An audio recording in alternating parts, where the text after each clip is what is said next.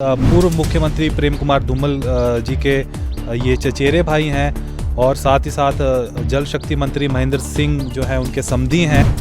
मैं 61 इयर्स का हूँ, उसके बावजूद मैं हर घर में जा रहा हूँ। कर्नल साहब से काफ़ी खफा नज़र आ रहे हैं आप इस वक्त। नहीं तो खफा क्या, जिसके लिए हमने दिन रात मेहनत करके, जब कोई पूछता तक नहीं था तब से लेकर के आज दिन तक, कभी वो बता दे कि इन्होंने कोई चुनाव प्रचार में कभी खर्चा लिया हो पार्टी से या उससे भी लिया हो। विशेष रूप से हमारे जो समधी हैं वो भी एक अच्छे उस पे हैं। हमारे भाई साहब बहुत बड़ा, हिमाचल प्रदेश क्या किसी भी प्रदेश का मुखिया बनना कोई कम बात नहीं होती।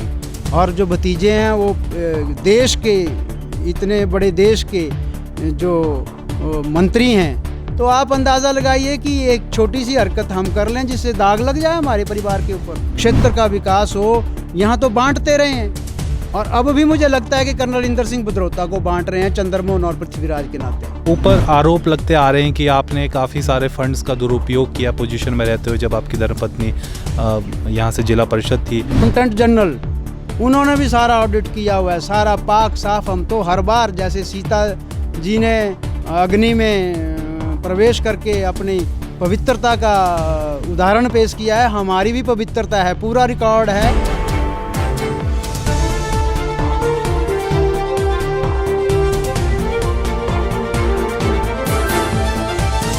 This report is sponsored by New Malhotra Jewelers, shop number 1, Chauhata Bazaar, Mandi, giving you a new style. नमस्कार दर्शकों, स्वागत है आपका इस विशेष इंटरव्यू में। और सर्दी का मौसम है और हम धूप में बैठे हैं इस वक्त। यहाँ देख सकते हैं छोटा सा एक क्यारी है, यहाँ पे सरसों भी उगी हुई हैं। और इस ठंडे ठंडे मौसम में जो राजनीति गरमाई हुई है इलाका भदरौता की, उसके ऊपर चर्चा करेंगे। और आज हमारे साथ बात करने के लिए हैं जिला परिषद की थौना वार्ड से, थौना वार्ड के प्रत्याशी पृथ्वीराज धूमल जी। पृथ्वीराज धूमल जी के बारे में मैं आपको थोड़ा सा इंट्रोडक्शन दे दूं। 2010 में ये प्रधान रहे हैं यहाँ पंचायत के, और इनकी धर्मपत्नी सरोज धूमल ये 2000 से लेकर 2015 तक 2005 तक प्रधान रही हैं और 2005 से 2015 तक जिला परिषद रही हैं, मेंबर रही हैं। और इनका राजनीतिक बैकग्राउंड, अगर मैं इनके पारिवारिक संबंध बताऊं तो पूर्व मुख्यमंत्री प्रेम कुमार धूमल जी के ये चचेरे भाई हैं और साथ ही साथ जल शक्ति मंत्री महेंद्र सिंह जो हैं उनके समधी हैं, जो उनके सुपुत्र हैं रजत ठाकुर, उनके ससुर जी हैं। तो इस तरीके का राजनीतिक कद है, आप समझ सकते हैं। और एक बहुत ही यहाँ पे सियासत गरमा गई है, क्योंकि जो कैंडिडेट हैं दूसरे प्रत्याशी खड़े चुनावों में चंद्रमोहन शर्मा, उनके साथ भी भाजपा का एक काफ़ी बड़ा धड़ा चला हुआ है। और ये कह रहे हैं कि इनके साथ भी काफ़ी बड़ा स्तर के नेता इनके साथ भी जुड़े हुए हैं।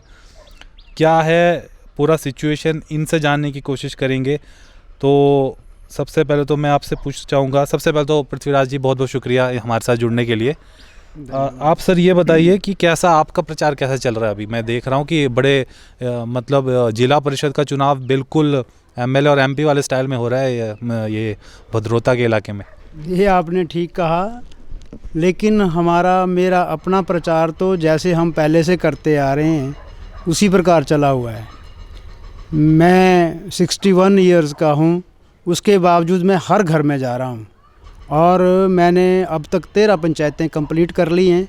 अब मुझे 3 पंचायतें जो हैं वो शेष बची हुई हैं। तो जो मेरा विरोधी प्रत्याशी है जिससे लगता है कि मुकाबला होगा, तो वो तो मेरे से आधी उम्र का है और वो कहीं बस सड़कों पे ही घुमा हुआ है, एक जगह कहीं कार्यक्रम करता है और उसके बावजूद वो घर घर जा ही नहीं पा रहा है। या तो उससे चला नहीं जा रहा है या पता नहीं क्यों, या वो अनफिट है या कि क्या बात है।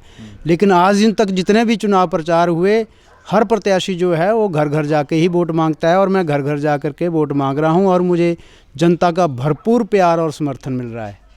आप कह रहे जैसे कि वो सड़कों पे घूम रहे हैं, लेकिन जैसे हमने भी देखा है तो काफ़ी जगह पे गांव में वो भीड़ जुटा रहे हैं। तो आपको लगता नहीं कि कंपटीशन बहुत टफ होने वाला है आपका? जिसके साथ 12-15 गाड़ियाँ साथ चलती हों और उन गाड़ियों में वही लोग आगे भर करके वहाँ भीड़ इकट्ठी करते हैं, तो उससे आप अंदाज़ा लगा सकते हैं कि वो कितनी भीड़ है। काउंट कर लीजिए, 15 गाड़ियों में कितनी भीड़ जाएगी, फिर वहाँ कितने लोकल होंगे। वैसे क्या लगता है आपको कंपटीशन कैसे, क्योंकि एक तो कुलदीप जी भी हैं और कांग्रेस के प्रत्याशी, कांग्रेस ने उन्हें अपना प्रत्याशी यहाँ से बनाया है, और आप हैं, और जिस तरीके की भाजपा के अंदर एक गुटबाजी हो गई है पूरे क्षेत्र में, आपको क्या लगता है कि कहीं ना कहीं ये एक नेगेटिव संदेश जा रहा है जनता को और आपके अपने कार्यकर्ताओं को? बिल्कुल भी कोई नेगेटिव संदेश नहीं जा रहा है। जैसे इस तरह की ये बात हुई, उससे लोगों में मेरे प्रति और ज़्यादा सहानुभूति पैदा होगी, क्योंकि जो कार्यकर्ता 40 वर्षों से लगातार पार्टी की सेवा कर रहा है, जो 1980 में जिसको पार्टी ने युवा मोर्चा का गोपालपुर क्षेत्र का संयोजक नियुक्त किया, उसके पश्चात युवा मोर्चा का अध्यक्ष बनाया, उसके पश्चात सचिव के पद पर रहा, उसके पश्चात 1990 में महामंत्री के पद पर रहा, उसके बाद जिला में सचिव रहा, जिला में उपाध्यक्ष के पद पर रहा, प्रदेश कार्यकारिणी में रहा, फिर 2003 में मंडल अध्यक्ष चुना गया। 2003 के बाद 2006 में मेरी धर्मपत्नी श्री सरोज धूमल जी को पार्टी ने अध्यक्ष बनाया। जब विपत्ति काल में पार्टी थी तब तक तो हमारे परिवार का इस्तेमाल भरपूर किया गया। तो अब जब ऐसी स्थिति आई, हमने कभी भी कोई टिकट की मांग नहीं रखी, या कभी भी जिसको भी टिकट मिला उसके साथ चले। एक रिकॉर्ड है कि 1984 में भी यहाँ से मधुकर जी को मेरे पोलिंग स्टेशन से लीड मिली थी। केवल मात्र एक पोलिंग स्टेशन ऐसा था जिसमें गोपालपुर क्षेत्र से सबसे अधिक मतों की लीड जो है वो भाजपा प्रत्याशी श्री मधुकर जी को मिली थी पार्लियामेंट में, जबकि इंदिरा गांधी जी की उस समय हत्या हुई थी और हर जगह पार्टी की बुरी हालत हुई थी। तो इससे ज़्यादा बेहतर और क्या कार्यकर्ता अपना सबूत दे सकता है?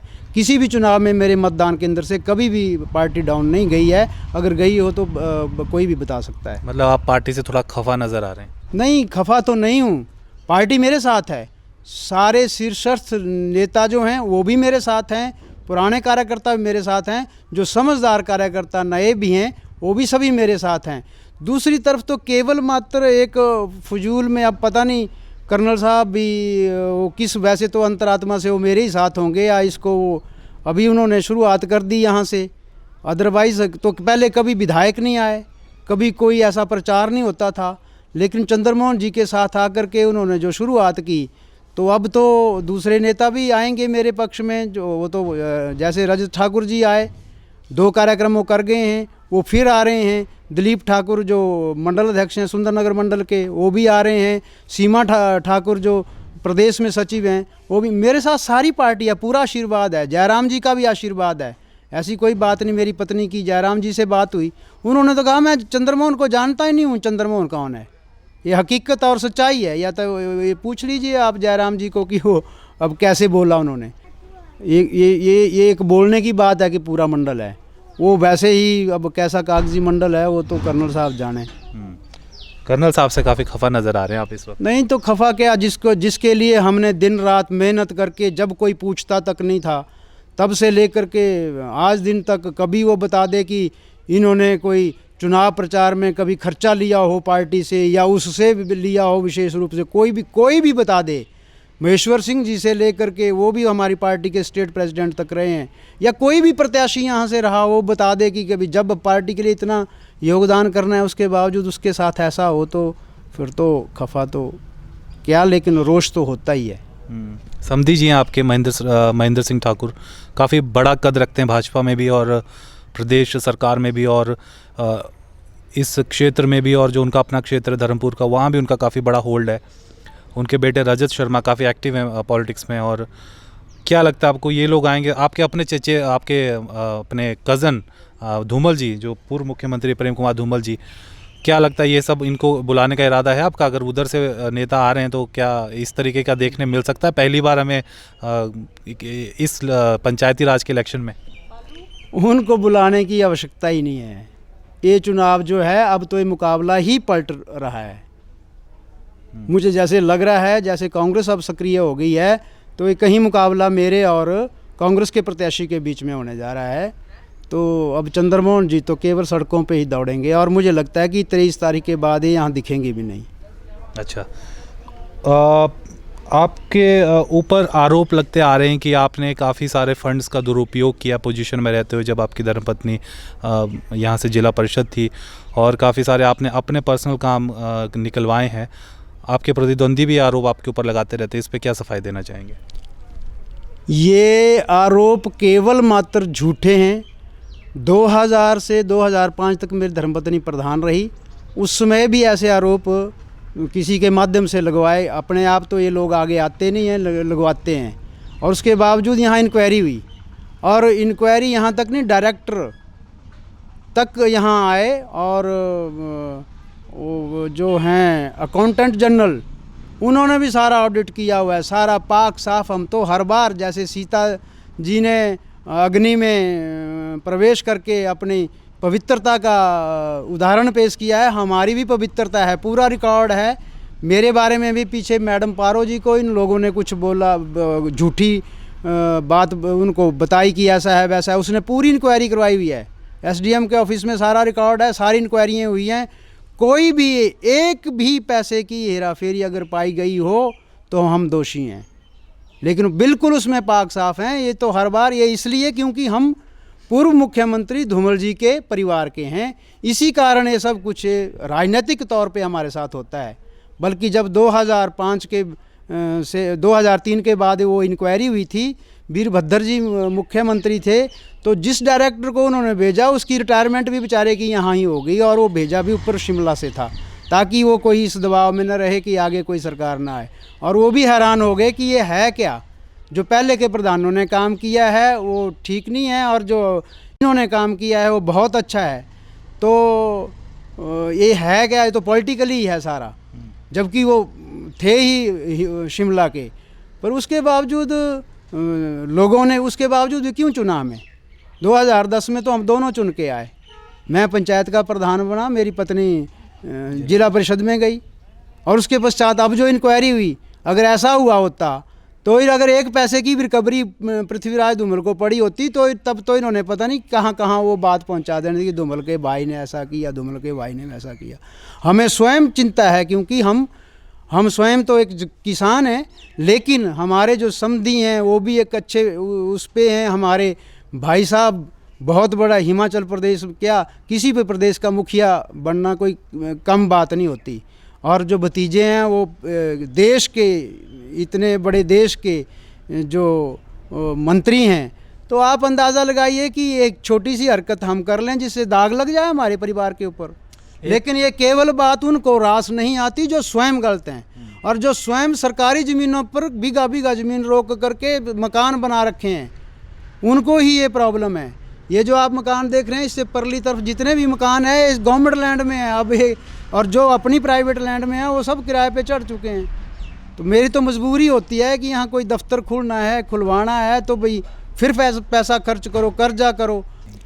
4 से 40 कमरों वाली बात उस बेचारे को ये नहीं पता 4 से 40 हैं या कितने हैं, शायद हो सकता है 40 से भी ज़्यादा हों। लेकिन मेरे पिताजी 1942 में पेंशन आए थे, तो ये जो मेरा पुराना मकान है आप देख रहे हैं, जो चिजल्ड पत्थर है नीचे से ऊपर तक, ये 8 कमरों का मकान है, 1942 में बना हुआ है। बाथरूम अलग थे, बरामदे तीनों तरफ बरामदा था वो अलग था, अलग है, मतलब इसमें इतना अकोमोडेशन था। और उस समय 1942 में इस क्षेत्र में कोई भी स्लेट पोश मकान नहीं था, केवल मात्र हमारा ही मकान था। तो उस समय भी ऐसा था। 1988 में मैंने ये जो दूसरी तरफ ये पीछे ये मैंने 2 मंजिला 12 कमरे 1988 में बनाए हुए हैं। और निचली तरफ ये पीडब्ल्यूडी का स्टोर है दूसरी सेक्शन का, और परली तरफ जो है वो बिजली बोर्ड का सब डिवीज़न, जिसमें पुराने मकान का भी कुछ हिस्सा है और नए में से भी कुछ हिस्सा है। ये 1990 में ही किराए पे चढ़ गए थे। तो आप अंदाज़ा लगाइए कि फिर उसके बावजूद कितने बचे, जो अब बचे तो जो इसलिए बनाने पड़े। पहले तो बैंक वालों ने कहा कि हमें अकोमोडेशन चाहिए, और मैंने कहा आप ऊपर चले जाओ। उन्होंने कहा नहीं ऊपर नहीं हम जाएंगे, हमें नीचे ही बना के दीजिए। तो मैंने आगे बढ़ाए उससे कमरे आगे, जब वो नीचे बना दिए उसके बाद जब घोषणा हो गई कि आईपीएच का और पीडब्ल्यूडी का सब डिवीज़न खुल जाएगा माननीय मुख्यमंत्री जी ने, ठाकुर जयराम जी ने घोषणा की बलद्वाड़ा में, तो सबको दिक्कत हो गई कि अब कहाँ मकान लिया जाए। तो मैंने दोस्तों से, रिश्तेदारों से पैसे कर्ज उठा करके मैंने ये कमरे तैयार किए, तब जा कर के बनाए। और उसके लिए उनका कर्जा हटाने के लिए यहीं स्कूल के साथ ही मुझे भूमि बेचनी पड़ी, और मैंने 17 लाख रुपए में बेची हुई है। मेरा कोई नंबर 2 का काम नहीं है, तब जा कर के उनका कर्जा वापस किया है। हम स्वाभिमानी हैं, अभिमानी नहीं हैं। मेरे बुज़ुर्ग, मेरे दादाजी भी सेना में थे, मेरे पिताजी भी सेना में थे। मैं किसानी करता हूँ, मैं मशीन भी है मेरे पास, आरा मशीन, वो भी केवल मात्र इसलिए लगाई हुई है यहाँ, हालांकि उससे मुझे कोई इतना ज़्यादा इनकम नहीं है, लेकिन वो इसलिए कि लोगों को फैसिलिटी है। वो भी किसी को दे रखी है, वो बेचारा वो भी अपना गुजारा कर लेता है और लोगों को ये फैसिलिटी होती है। तो ऐसी वैसी बात है, बाकी बोलने के लिए तो जो मर्जी बोलें। आपकी पूर्व मुख्यमंत्री प्रेम कुमार धूमल जी से बात हुई इस सिलसिले में, क्या बोलते हैं, उनका क्या कहना है? सबसे बात हुई है। इस पहले हमने जितने चुनाव लड़े, हमने कभी किसी को नहीं पूछा। इस बार पहली बार ऐसा हुआ कि कुछ मन में ऐसा आया कि मैं पूछ लूँ सबको भी लड़ें या ना लड़ें। तो पहले तो मैंने कर्नल जी को पूछा, कर्नल जी ने बोला बिल्कुल लड़ो। उसके पश्चात मैंने धूमल साहब को पूछा, उन्होंने कहा आपने कर्नल साहब को पूछा है? मैंने कहा हाँ पूछ लिया है और ऐसी ऐसी बात हुई है। बोले फिर लड़ो। फिर उसके पश्चात मैंने कहा अब समधी हैं उनको भी पूछ लेते हैं। तो फिर ठाकुर साहब को पूछा, फिर उन्होंने कहा कि कर्नल साहब ने क्या बोला? मैंने कहा उन्होंने बोला है कि लड़ो। तो फिर सबको पूछ करके लड़ रहे हैं। ये तो बाद में बीच में क्या डेवलपमेंट हो गई, वैसे अंदर से तो मुझे लगता है कि कर्नल साहब भी मेरे साथ हैं। उन्होंने एक दिन केवल मात्र आकर के इसको थोड़ी सी और हवा दे दी ताकि हम और अलर्ट हो जाएं, और जब अलर्ट हो गए तो अब और ज़्यादा गर्माहट आ गई चुनाव में। ऐसे शायद ढीले पड़े रहते भी कोई नहीं आ रहा है। तो मुझे तो ऐसा ही लगता है कि वो अंदर से मेरे साथ हैं, वो बाहर से उनकी पता नहीं क्या मजबूरी है कि वो चंद्रमोहन जी का नाम ले रहे हैं। चलिए, ये बातें तो होगी मौजूदा राजनीतिक जो यहाँ पे हलचल हो रही है उसकी। अब पृथ्वीराज धूमल जी से जानते हैं कि भविष्य की बातें जानते हैं थोड़ी, कि अगर कल को आप जीत के आते हैं तो क्या आपका इस क्षेत्र को लेकर प्राथमिकताएं रहेंगी? क्या लगता है आपको इस क्षेत्र की क्या वो प्रॉब्लम्स है? क्योंकि मैं बताऊँ बहुत सालों से यहाँ पर हमारे जो मेंबर ऑफ लेजिस्लेटिव असेंबली हैं, MLA बनते आ रहे हैं, लेकिन इस पूरे इलाके की तरफ जो ध्यान है वो ये एक तरीके से इग्नोर था। और ये मैं नहीं कहता, यहाँ की स्थानीय जनता खुद कहती है। बहुत से मुद्दे हैं लोगों के। आपकी प्राथमिकताएं क्या रहेंगी? मेरी प्राथमिकताएं जो जिला परिषद के कार्य होंगे वो तो होंगे ही। सरकार से जो मैं कोशिश करूंगा, सरकार से रिक्वेस्ट करूंगा कि जो यहाँ पर ITI है और उसके लिए भूमि भी उपलब्ध करवा दी गई है। मैंने कर्नल साहब को भी कई बार बोला कि इसका फाउंडेशन स्टोन रखवाया जाए, उसका फाउंडेशन स्टोन हो। इलाका बदरौता की डेवलपमेंट भी, अब मुख्यमंत्री जी को लाए, वो चंदेस में लाए पिछली बार, मैंने बोला कि यहाँ फाउंडेशन स्टोन रखवाओ। मुख्यमंत्री जी भी आएंगे तो कुछ और मांगें भी रखेंगे। तो उनको ऐसा ही लगता है, उन्होंने ऐसा ही किया। 2007 से लेकर के 2012 तक जब धूमल जी मुख्यमंत्री थे तो 5 वर्षों में लाए नहीं, और जब कर्नल साहब विधायक नहीं थे तब केवल मात्र धूमल जी यहाँ आए हुए हैं। 2002 में जो स्टेटहुड यहाँ पर मनाया गया तो उस समय सारे अधिकारी जो शिमला से आए, उसी समय तो ये गति पकड़ी। मैं ऐसा नहीं कहता हूँ कि कांग्रेस के कार्यकाल में कोई कार्य नहीं हुआ, उसमें भी तभी प्रगति हुई आगे। कांग्रेस के कार्यकाल में भी कार्य हुए, और उसमें भी मुख्यमंत्री वीरभद्र जी आए। हालांकि धूमल जी ने यहाँ 33 के भी भद्रवाड़, अभी उसका नाम ही भद्रवाड़ है, लेकिन और खोटा में खुला भी हमारे क्षेत्र में है। और तब भी वीरभद्र जी आए, वीरभद्र जी 2-3 बार आ गए, लेकिन जब से कर्नल इंदर सिंह जी विधायक बने उन्होंने अपने मुख्यमंत्री को एक बार भी विजिट नहीं करवाया। धूमल जी को भी नहीं उस समय करवाया। उस समय उनको पता नहीं अब क्या लगता था कि ये क्या ले लेंगे उनसे, जबकि अब ये सोच तो उनकी होनी चाहिए कि ये विधायक के कार्य होते हैं। अब सबका अपना अपना अलग कार्य क्षेत्र है। तो अब ये तो जनता भली भांति जानती है कि उन्होंने 13 वर्ष में क्या किया। वो तो जैसे कैसे भी हम कोशिश करते रहते हैं कि खींच के कुछ भाई हाँ ये हो जाए। अब सब 1990 में पहली बार यहाँ बिजली बोर्ड का सब डिवीज़न खुल गया था। तो यहाँ तो, लेकिन यहाँ दिक्कतें है। मैं अपनी पर्सनल भूमि देने के लिए तैयार हूँ, और जिस दिन इस सब डिवीज़न का उद्घाटन हुआ था PWD का, मैंने कर्नल साहब को बोला था कि यहाँ पर मिनी सेक्रेटरीट की आप ये कर दो, हम भूमि उपलब्ध कराएंगे। मैं अपनी निजी भूमि देने के लिए तैयार हूँ, मुझे नहीं कोई ऐसा कोई सरकारी किराया बड़ा ज़्यादा नहीं मिलता। यहाँ तो ITI की भी ये तो कुदरती ऐसा था कि उनका मकान था अवेलेबल, तो ITI के अभी भी 4 ही ट्रेड चले हुए हैं, एक ट्रेड अभी चलने को है क्योंकि बिल्डिंग नहीं है। जो वो सैंक्शन है, पोस्टें सैंक्शन है, सब कुछ है, लेकिन अगर वो सरकारी बिल्डिंग बन जाती तो वो ट्रेड भी खुल जाता। तो हम तो आपकी प्राथमिकता में सब रहेगा जो आप बता रहे हैं। तो उस इलाके को कितने बच्चे उस ITI से निकल करके आज सर्विस पे लग गए हैं, इलेक्ट्रीशियन लगे, फिटर लगे। तो मेरी प्राथमिकता रहेगी कि इस इलाके की सारी सड़कों का सुधार हो, क्षेत्र का विकास हो। यहाँ तो बांटते रहे हैं, और अब भी मुझे लगता है कि कर्नल इंदर सिंह भदरौता को बांट रहे हैं चंद्रमोहन और पृथ्वीराज के नाते। ये ऐसी ही राजनीति करते हैं, ये चाहे अपने हो चाहे बड़ा स्टेटमेंट दिया। तो स्टेटमेंट ही है, ये तो दिखता है क्या किया उन्होंने। ये तो अगर वो जनमंच यहाँ होता नहीं तो ये भी शायद ऑफिस यहाँ ना खुलते। वो तो जनता की मांग से हो सब कुछ हो गया। चलिए, तो ये थे पृथ्वीराज धूमल जी, और बहुत ही बेबाकी से इन्होंने अपने पॉइंट्स रखे, बातें की, बहुत ही अपने जो भी इनके गिले शिकवे थे या जो इनकी शिकायतें थी सब खुलकर इन्होंने रखी है इस इंटरव्यू में। और दर्शकों, मैं आपको बताऊं, इस नज़र रखिए इस सीट के ऊपर, भद्रोता की सीट पे। भद्रोता एक घाटी है, वैली है, जो कि सरका घाट सिटी और आपके रिवालसर के बीच में एक बहुत बड़ी वैली पड़ती है। अगर आप कभी रिवालसर वाली नैना देवी के मंदिर के दर्शन करने आते हो तो उसके पीछे पूरा वैली दिखती है, वो भद्रोता वैली है। तो अचानक से पूरा के पूरे राज्य की जो राजनीति है वो इस सीट ने गरमा दी है। एक तरफ पृथ्वीराज धूमल है जिनका राजनीतिक कद हमने अभी आपको बताया और काफ़ी लंबे समय से पार्टी से जुड़े हुए हैं। दूसरी तरफ चंद्रमोहन शर्मा है जो कि सोशल फिगर के रूप में काफ़ी ज़्यादा नाम बना चुके हैं और उनके साथ क्षेत्र के MLA तक प्रचार में कूद चुके हैं, मंडल उनके साथ घूम रहा था। दूसरी तरफ धूमल साहब का हमने सुना अभी कि इनकी साइड भी कितने नेता हैं, भाजपा के बड़े बड़े कद्दावर नेता जो प्रचार के लिए आ रहे हैं और जो आ चुके हैं। तो देखना होगा आगे कि क्या होता है इस रिज़ल्ट, और बहुत ही इंटरेस्टिंग है ये। तो मैं बताऊँ राजनीतिक समीकरण क्या कहेंगे बनेंगे आगे चलकर। मे द बेस्ट कैंडिडेट विन्स, हम तो यही चाहेंगे। और धूमल साहब, आपको आपके प्रचार के लिए बहुत बहुत शुभकामनाएं। धन्यवाद सर। फेसबुक पर पोल स्टार हिमाचल का पेज लाइक करें और यूट्यूब पर हमारा चैनल सब्सक्राइब करना ना भूलें।